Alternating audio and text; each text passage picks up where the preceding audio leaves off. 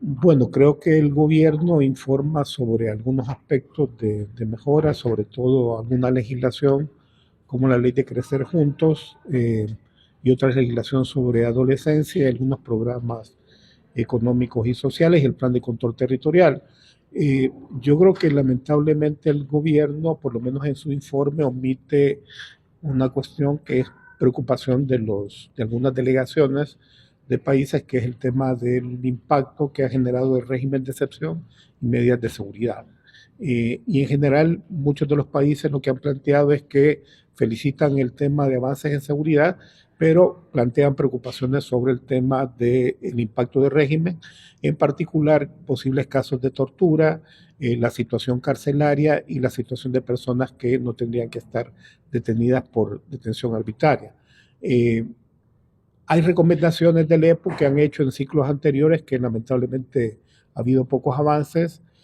Siempre la cuestión del EPU es como una agenda para las organizaciones de derechos humanos y es seguir planteando, dándole seguimiento a estas recomendaciones y esperando que algunas de estas se cumplan. Sobre todo, creemos nosotros que el tema del régimen, que han planteado que debería haber ya un plazo de retirada del régimen de excepción, y medidas de reparación, sobre todo a víctimas. Yo creo que eso, como ha dicho la Comisión Interamericana de Derechos Humanos, no solo incluye la reparación de las víctimas del régimen, sino que las víctimas de violencia pandilleril que se generaron en años anteriores.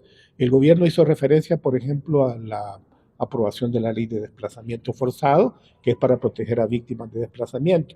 Sin embargo, hay que decir que ya llevamos desde el 2018 aprobada la ley y hasta actualmente la ley no tiene un reglamento, ni tiene una institucionalidad. Entonces, el gobierno tiene que mostrar su voluntad de respeto a derechos humanos, como ha planteado, con hechos concretos. Y los hechos concretos es no solo tener leyes, sino que aplicarlas, generar presupuesto para estas leyes, institucionalidad y sobre todo respetar los derechos humanos. Un país que detiene arbitrariamente, no respeta el debido proceso, tortura, no investiga las muertes arbitrarias en detenciones, no es que tenga voluntad por respeto a derechos humanos. Don Abraham, para escuchar posicionamientos blandengues influyen, imagino, las relaciones geopolíticas también. ¿Por qué le pregunto esto? Porque el posicionamiento de Cuba, China y de Rusia y de Turquía fue un posicionamiento totalmente aguado, diríamos en términos generales, y el discurso del gobierno fue completamente retórico. ¿Y qué pasa? O sea, esperaba más, por ejemplo, el posicionamiento de Cuba, yo esperaba más.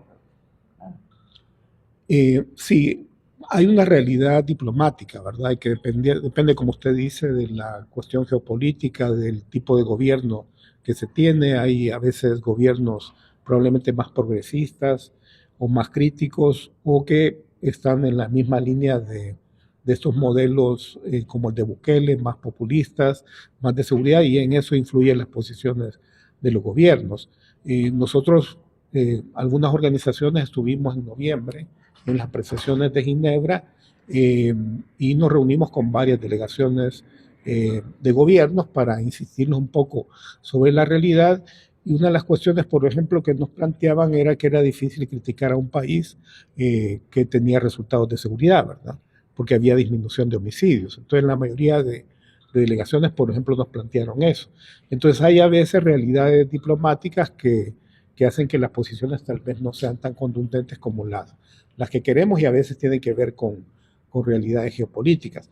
Pero sí nos parece bastante interesante que muchos países en general, tanto de América Latina, es interesante, por ejemplo, la posición de Colombia, la posición de, bueno, la misma Chile, Venezuela incluso planteó la cuestión de la prioridad de derechos humanos. Es decir, es interesante que también hay en general una preocupación sobre los resultados, los efectos del régimen. Hay temas que probablemente esperábamos que fueran más contundentes o más fuertes, pero creo que lo que se gana acá es que se visibiliza que hay una preocupación por la realidad del país en algunas zonas, ¿no? Doctor, ¿y la representación salvadoreña cómo la valoras? Bueno, la representación salvadoreña nos ha acostumbrado, digamos, en las últimas participaciones en organismos internacionales a una actitud negacionista, ¿verdad? Negar la realidad de violaciones de derechos humanos. Eh, es lamentable, es importante que haya un comisionado de derechos humanos, pero hay que recordar que la figura de la Comisión de Derechos Humanos es una figura presidencial, no pertenece a la institucionalidad del país, ¿verdad? Es el que representa al presidente de la República. Entonces, para mí sí es lamentable que no es por descalificar, pero una persona de otra nacionalidad represente al país, pues, o sea, me parece lamentable que no haya ningún funcionario dentro de la gestión de Bukele que pueda dar la cara respecto de la situación de derechos humanos, sino que tenga que contratar a una persona de otro país para poner la cara en temas de derechos humanos. Eso me parece lamentable. Él es un intermediario, yo respeto eso, pero deberían realmente responder las instituciones responsables en materia legal e internacional.